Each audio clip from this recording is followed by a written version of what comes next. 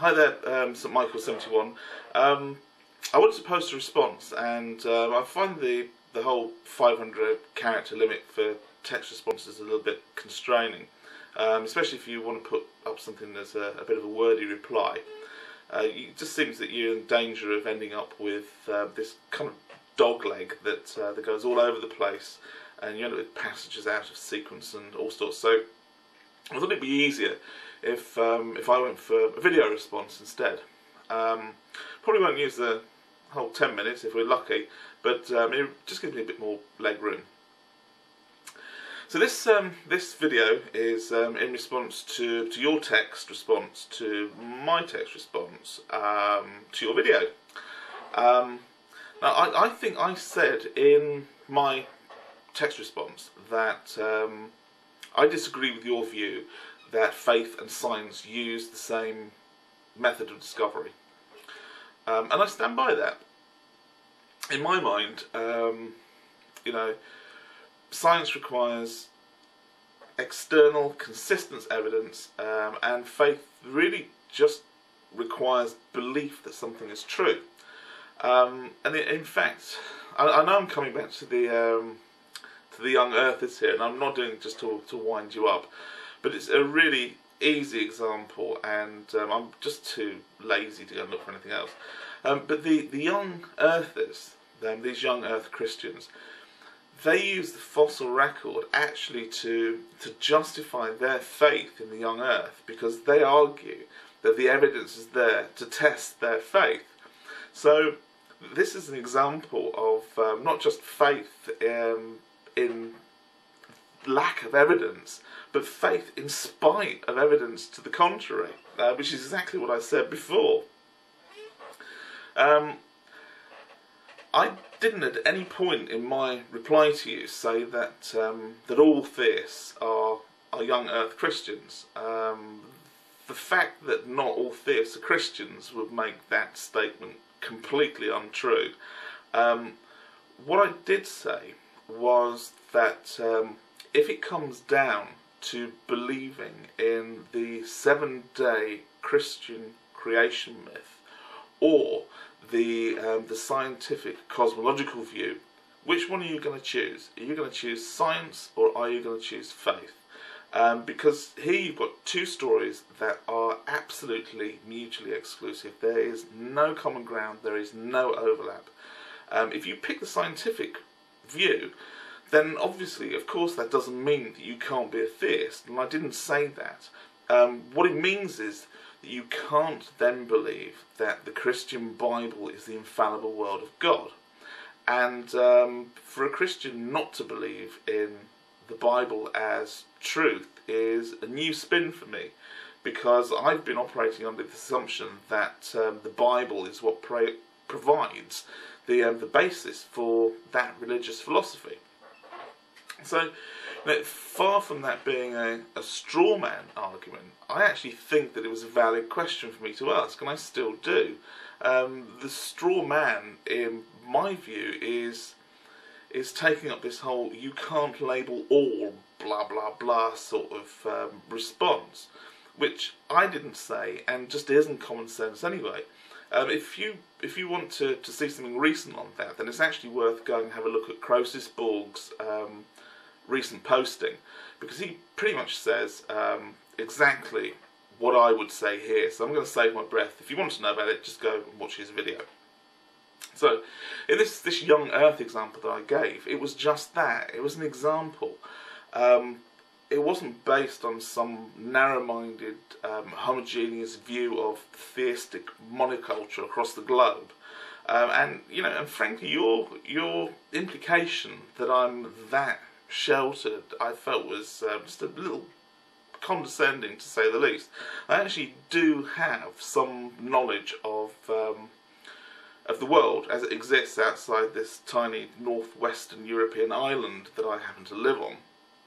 In fact, I grew up in a very multicultural city in the British Midlands, and I had quite a lot of exposure to people from non-Anglo-Saxon backgrounds, and they had a multitude of different cultures and religious beliefs other than Christianity and other than Protestant Christianity, the Church of England, which is what I've been born into.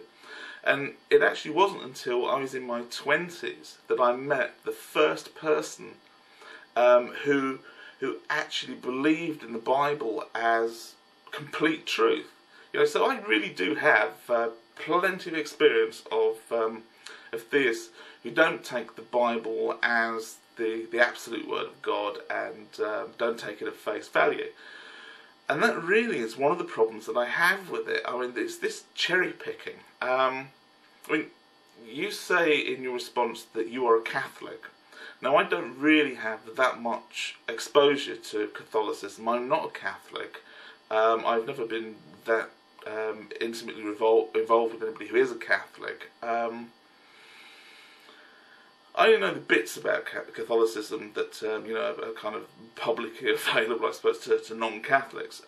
So perhaps what you can do here is help out, but by answering a couple of questions for me about this particular religious franchise, or just explain why it is that the questions I'm about to ask are also straw men. So, from what I understand, the idea of a pope is that he's God's representative on earth for humanity. And strongly associated with this idea of the Pope is the idea of papal infallibility. So what I want to know is, how do you reconcile papal infallibility with the persecution of Galileo when he disputed the Church's view of the geocentric universe, or the policy change last century to allow Catholics to eat meat on Friday after all, or the recent policy change that allows unbaptised children to go into heaven after all rather than spend eternity in limbo? Or do you not accept papal infallibility? And if that's the case, then why believe any of it? I know that there's this kind of get-out clause where they say that the Pope has papal infallibility, but he doesn't always use it. But I mean, come on, and surely these changes in truth, they just mean that the Pope's a human being like everybody else and fallible as everybody else. So anything that he says should be questioned in the same way that you would apply critical reasoning to statements that were made by any other human being. Or if you believe that he isn't a normal human being and he actually does have this papal infallibility superpower, but that he doesn't always use it, how can you tell when he's using it and when he isn't? So again, everything that he says, you should be questioning it because you don't know whether he's being infallible or not. What about transubstantiation?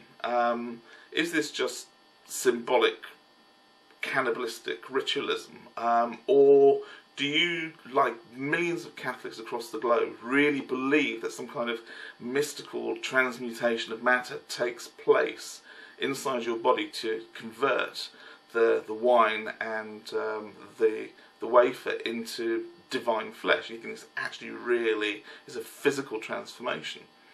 You see, for me, this kind of belief requires such a degree of suspension of my rational and critical thought processes that it's not only that I can't not do it, I can't suspend my belief in that way, but I just don't understand how anybody else can. To me, it's all just like the fairy tale of the Emperor's New Clothes, and there's just something in me that makes me call out bullshit. So, really, that's it. That's why I feel that that faith and science are so exclusive. You say that they're both searching for truth, and that may well be the case, but I don't think they're searching for the same truth. Scientific truth requires evidence to back up any kind of claim that's being made, and you can't just cherry pick the evidence to suit your theory. You find something that doesn't fit with your theory and you have to go back to the drawing board. Faith doesn't require any evidence at all, and it can be anything that you want it to be. It's completely completely aside from any kind of evidence whatsoever. And to me, science is real and faith just isn't.